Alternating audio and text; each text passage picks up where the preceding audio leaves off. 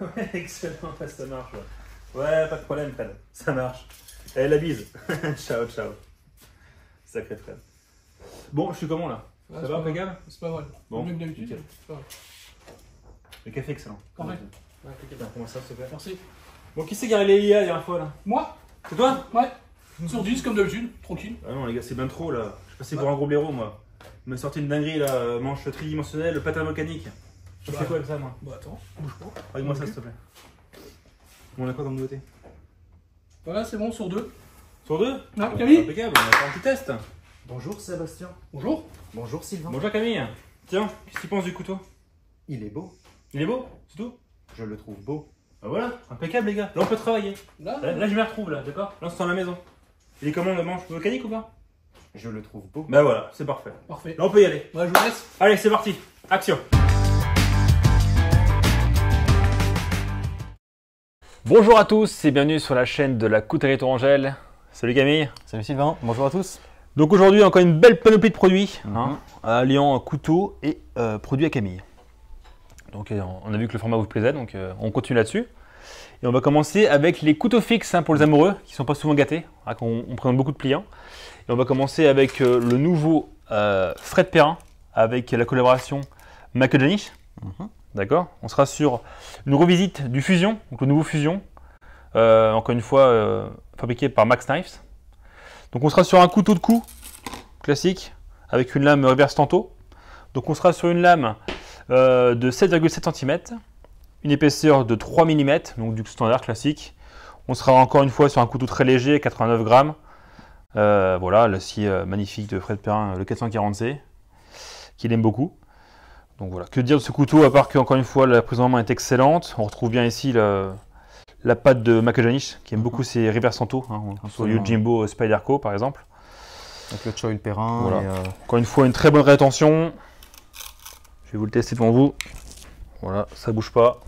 Et ensuite, on a besoin impeccable. Donc encore une fois, un bon couteau pour tout ce qui va de cuisine. Forcément, on connaît que Fred Perrin excelle dans le culinaire. Tiens. effectivement, pour tous les travaux de découpe, une prise en main très sûre. Vraiment aucun problème. Bonne assistance du pouce. On va peut-être même pouvoir dépasser pour aller chercher des coups plus appuyés ici. Alors je ne suis pas cuisinier, mais je pense qu'il y a du potentiel ici, effectivement. Puis il y a un couteau qui porte très bien son nom. Pour le coup, le Fusion, donc la fusion finalement de l'expérience et du génie de deux grands noms de la coutellerie. Et de deux continents presque. Donc si c'est pas un peu poétique, je ne sais pas ce qu'il l'est.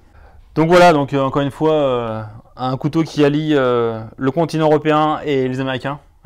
Voilà, ça va comme ça. L'Amérique du Nord, je suis sûr qu'on va en froisser plus d'un. Ouais, c'est vrai, ça fait pareil du coup. Voilà, donc très bon couteau, qui est déjà appelé beaucoup. On a bien vu au niveau des ventes. Ensuite, on va enchaîner avec un couteau fixe de la marque ANV, donc Acta Non Verba, qui est bien connu maintenant, où beaucoup de youtubeurs ont fait des vidéos sur la marque, parce que franchement, leur produit, c'est pareil comme TRC, qui met sur la même longueur d'onde. Des beaux couteaux bien finis, bien propres, bien pensés. Dotés d'excellents étuis aussi également. Ça, c'est vrai, à noter avec ANV, côté, mais on va le montrer après. Ouais. Donc, un couteau fixe destiné plutôt apparemment outdoor. Voilà, donc après vous en ferez ce que vous voulez, bien sûr. Donc on sera sur le modèle P250 avec un acier en Sleipner, une lame de 12 cm avec une belle épaisseur, un gros bébé encore, 5,5 mm d'épaisseur, donc 205 grammes, donc ça reste comme léger pour le monstre. On est quand même sur un manche ajouré à l'intérieur des plaquettes, en polymère, donc très léger, et la soie aussi qui va être ajourée au niveau du couteau. Donc malgré une épaisseur, comme tu l'as dit, de 5,5, on est quand même sur quelque chose. Puis bon, ici, on est quand même sur le devant de la lame. Oui, aussi très affiné. Tout à fait. Avec un très bon équilibre. Tiens, je te laisse faire parce que c'est toi l'arme. Ah ouais, effectivement. Après, on est sur aussi un manche qui va être très adapté pour des mains grandes. Parce que j'ai des mains plus ou moins moyennes finalement et j'ai encore pas mal de place. Je ne sais pas si ça se voit très bien à la caméra, mais on se sent très confortable, très à l'aise pour différents types de prises. Donc vraiment, effectivement, un couteau utilitaire à destination outdoor, voire un petit peu tactique. Mais oui, très bien pensé. Il y a toujours ce magnifique coating, bien à eux. Donc là, l'étui, on sera bien sûr sur un Kydex avec des Mollocks. Voilà. Donc, en 2 mm d'épaisseur, je crois. Très bien moulé. Encore une fois, attention, elle est parfaite. Ça bouge pas, il n'y a pas de jeu. On peut courir sans faire de bruit. impeccable. Ah, moi, ce que j'aime bien personnellement avec AMV, c'est que c'est une marque qui a commencé, enfin, dont j'ai vu les débuts. J'étais déjà dans l'univers de la coutellerie et dans la passion associée avant qu'AMV arrive. Je les ai vus arriver, je les ai vus évoluer. Et pour l'instant, ils sont vraiment sur une trajectoire vraiment en ligne droite vers les cieux. Hein. Ils sont très, très bien lancés. Ouais, ils sont vraiment bien lancés. Difficile de trouver un faux pas chez AMV, vraiment. Bon, après, c'est personnel. Puis j'aime bien le fait que la marque soit tchèque aussi. C'est un petit peu de coutellerie européenne, ça fait pas de mal. Voilà. Tout à fait. Et on poursuit donc avec une marque très très connue, la marque, la marque Zippo. américaine Zippo, bien sûr, forcément. Mais qu'on ne présente pas aujourd'hui pour leurs briquets iconiques, Et non. multigénérationnels maintenant, mais bien pour les accessoires qu'ils vont proposer à ajouter à leurs inserts finalement. Donc ici, vous aurez le meilleur des deux mondes.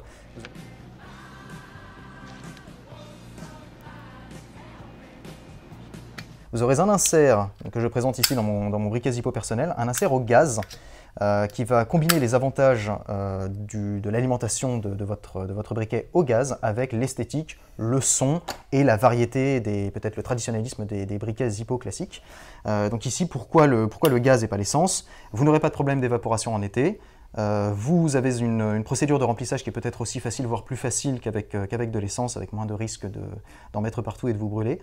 Et vous aurez également une flamme inodore, ce qui peut présenter certains avantages pour les gens qui soit sont sensibles à l'odeur de l'essence ou qui consomment des cigares de qualité supérieure et qui n'aiment pas donner un goût à leur consommation. Ici, vous n'aurez pas ce problème puisque flamme au gaz. Ici, un insert à flamme jaune. Pourquoi pas, plus traditionnel. J'ai aussi deux types d'inserts, toujours au gaz, mais cette fois à flamme turbo, donc à flamme chalumeau finalement. Ici, une version à double flamme. D'accord, ok. Ça peut être sympathique. Évidemment, 2 fois la consommation de carburant, voilà, mais également 2 fois la fiabilité, puisque si un brûleur devait rendre l'âme sur le terrain, vous en aurez toujours un second qui devrait continuer à fonctionner. Donc pourquoi pas un insert à double brûleur. Et la même chose, mais cette fois simple brûleur, donc voilà, une simple flamme, 2 fois moins de consommation de carburant, peut-être un peu moins de bruit également, toujours flamme inodore et toujours facilité de remplissage sans les problèmes d'évaporation du carburant. Donc pourquoi pas, avec évidemment une flamme à beaucoup plus haute température qu'une flamme jaune, ça peut présenter des avantages dans des petites aventures de bricolage sur le terrain, de brasures artisanales, ce genre Par de contre, choses. 2 jours, c'est quasiment invisible. Quasiment invisible, effectivement. Donc ça peut être dangereux quand même.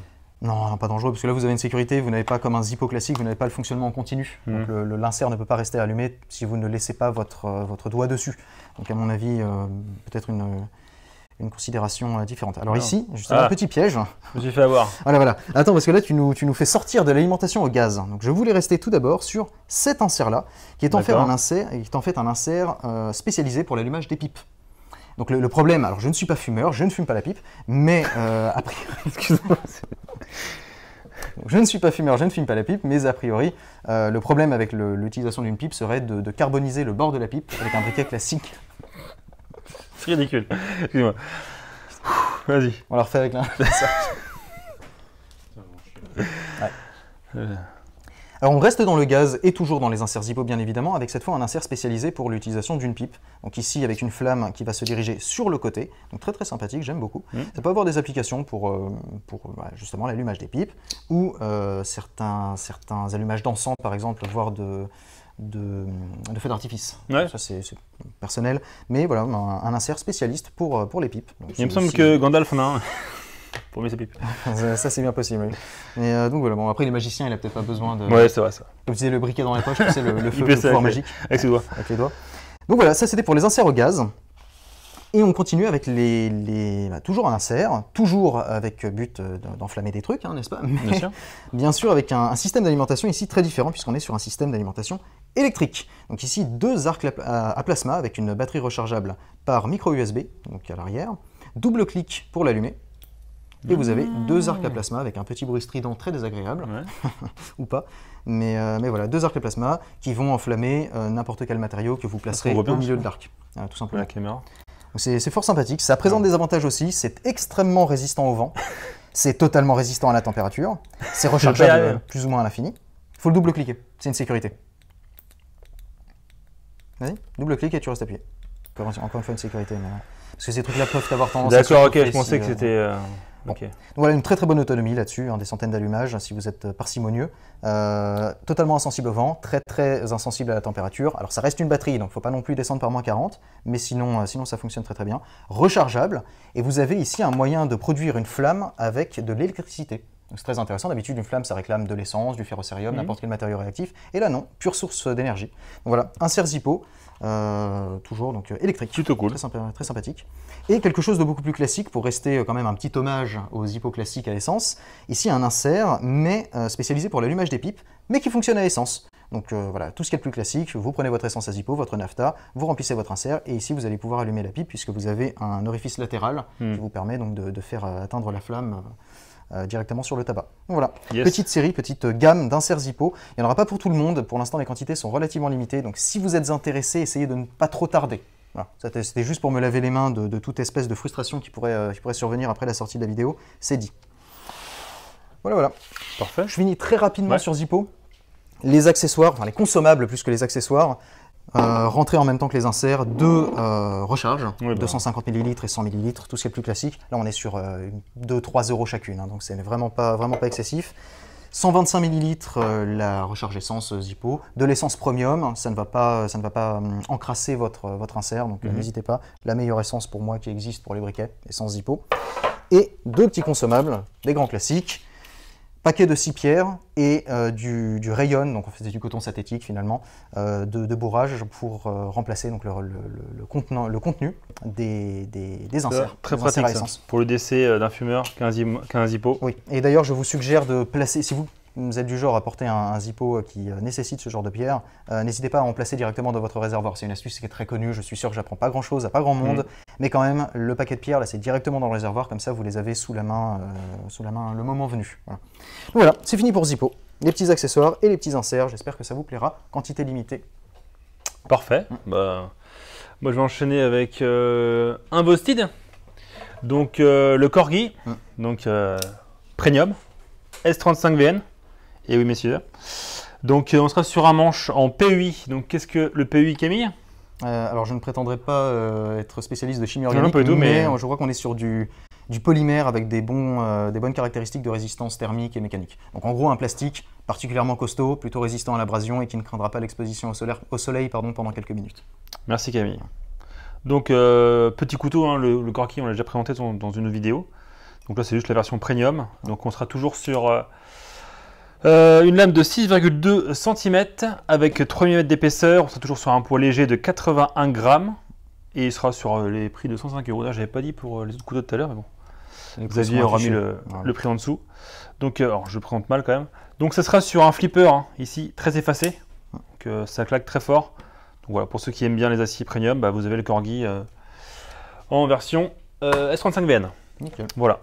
Et on va enchaîner tout de suite avec la marque Reate, marque asiatique bien connue pour sa qualité de fabrication, d'exécution. Et là, on sera sur le Reate Exo M. Et j'ai encore commencé par le mauvais, mais c'est pas grave, je vais enchaîner avec ça. Donc le Exo M, système gravité, donc je vous montre.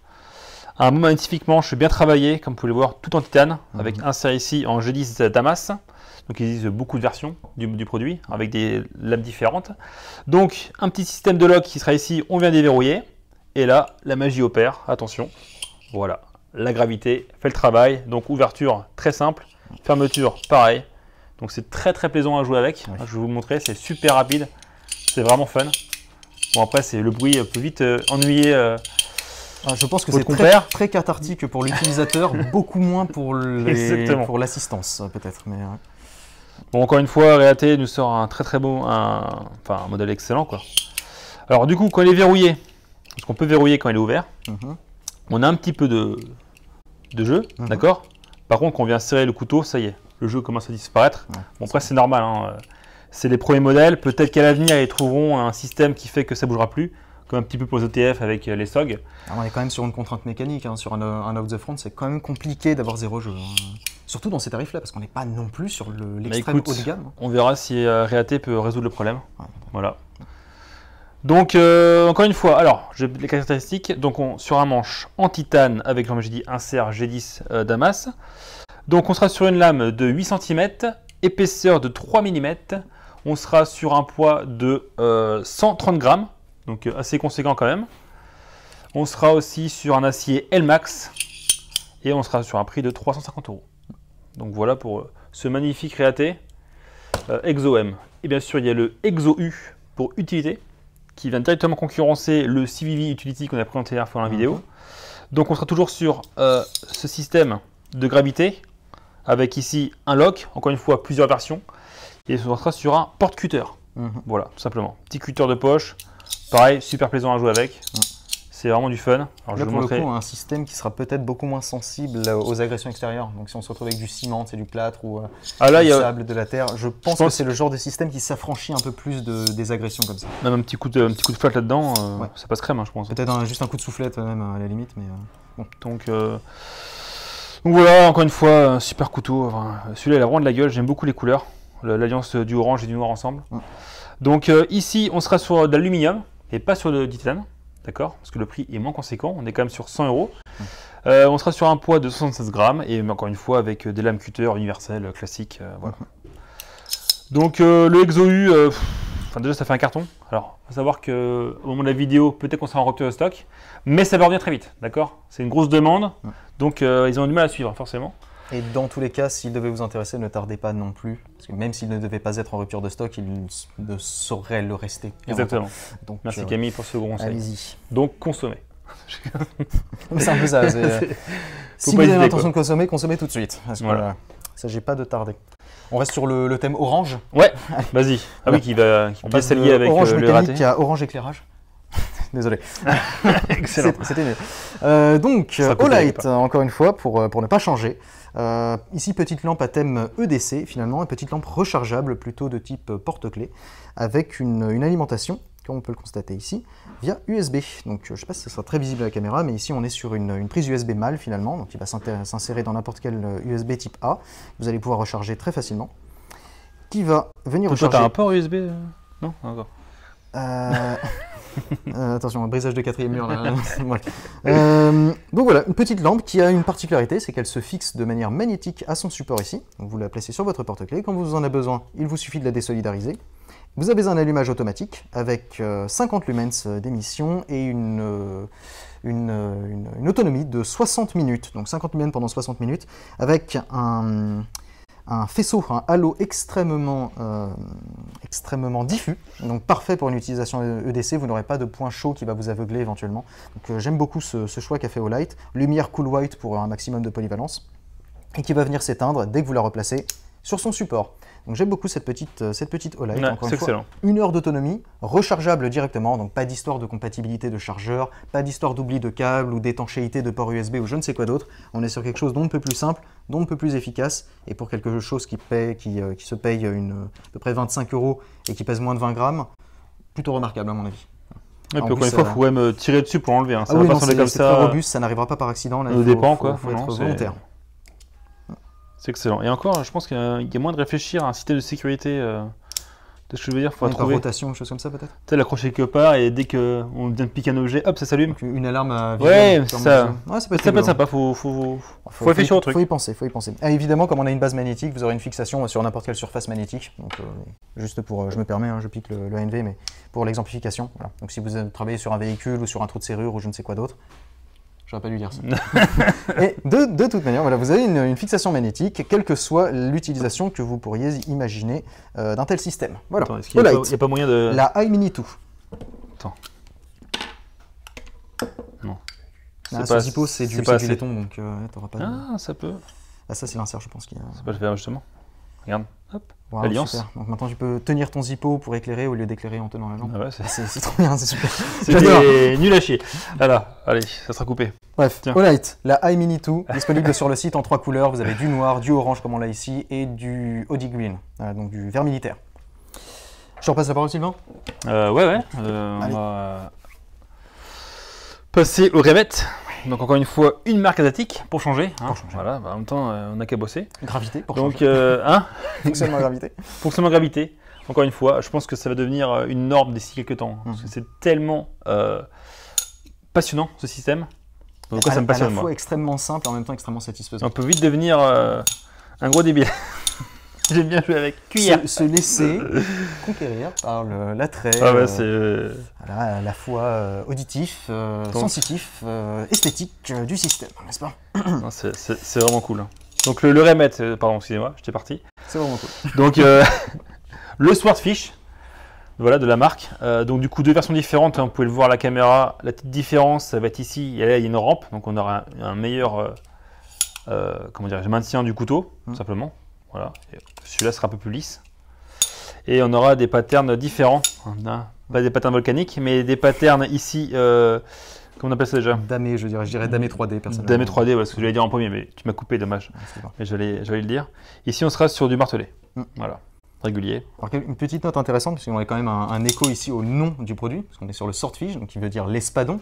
Et on a quand même sur les manches un motif peut-être un peu écailleux ou écaillé dans les deux cas. Donc je ne sais pas si c'est un rappel, mais un petit motif peut-être un peu nautique, un peu marin sur les deux couteaux. Donc j'aime bien. Ouais, je vais demander à ça de te régler mieux que ça la prochaine fois. Alors du coup, donc le remet, on va y arriver. Donc c'est encore un système à gravité, mais différent avec un bouton poussoir ici. Donc en fait, il suffit de presser vers l'avant et d'essayer de jouer la gravité encore une fois. Et ensuite, tout simplement, il va se refermer sur lui-même et venir bloquer la lame. Donc on a vraiment très peu de jeu là comparé justement au Réaté. Ensuite, encore une fois, celui-ci est ambidextre. Donc il suffit de démonter le boîtier et on vient inverser la lame, clac, et du coup on peut l'ouvrir de la main gauche sans problème. Donc quand on le sortira, on aura le tranchant inversé simplement. Voilà. Par contre, le clip n'est pas réversible, à savoir. Mais n'a pas besoin de lettres. N'a pas besoin de lettres, exactement. Fantastique. Et donc, aussi la petite note sur le dégagement partiel de la lame. Et donc du coup, effectivement Camille, on peut venir sortir un petit peu de lame, si on veut travailler plus comme un petit cutter ouvre-boîte. On vient serrer ici, et là ça y est, on peut y aller, pas de problème, ça fait le boulot. Pour des travaux. À savoir que le tranchant ne sera jamais en contact avec le boîtier. On a vérifié personnellement à de multiples reprises dans différentes circonstances. Vous voir le tranchant de la caméra, il est parfait. Donc encore une fois, un système incroyable, vraiment superbe. Alors personnellement, les deux systèmes me plaisent, ils sont vraiment excellents. Donc si vous voulez un gravité, à vous de choisir votre modèle. Donc à savoir que c'est quand même sur le Remet, les spécificités. Donc on sera sur la même longueur de lame que le Réaté, hasard ou pas, 8 cm, épaisseur 3 mm, on sera sur un acier M390 avec le boîtier titane, avec les inserts ici G10 Damas, pareil que sur le Réaté. On sera sur un poids de 123 grammes, donc on sera un peu plus léger, et on sera surtout sur un prix moins cher de 295 €. Donc voilà, peut-être que Remet aussi c'est pas encore assez connu vu que c'est une marque émergente. Peut-être qu'ils font des tarifs pour l'instant après une petite modérés. Qui pourrait éventuellement aider nos auditeurs à faire leur choix. Là, on a quand même sur le Remet un système qui fait le sacrifice de la présence d'un bouton finalement. Donc on a une excroissance sur le design. C'est quelque chose qui ressort, qui n'a pas forcément lieu, qui n'a pas forcément besoin d'être là. Alors que sur l'autre, le Réaté, on est sur un design beaucoup plus épuré finalement, parce qu'on n'a pas besoin du bouton. C'est le manche lui-même qui s'écarte pour libérer la lame, et ici on a un bouton. Donc ça dépend un petit peu l'attrait esthétique que peuvent avoir les différents utilisateurs. C'est vrai, merci. Je préfère sans bouton personnellement. Voilà. Donc tu préfères le Réaté alors? Je préfère le Réaté parce que j'ai pas de bouton, j'aime pas les excroissances sur mes couteaux. C'est personnel. D'accord, après chacun sa vision des choses. Juste un petit avis comme et en plus, les Remets sont livrés avec une petite pochette en cuir, tout simplement. Est-ce que vraiment on a besoin vu qu'on a un clip?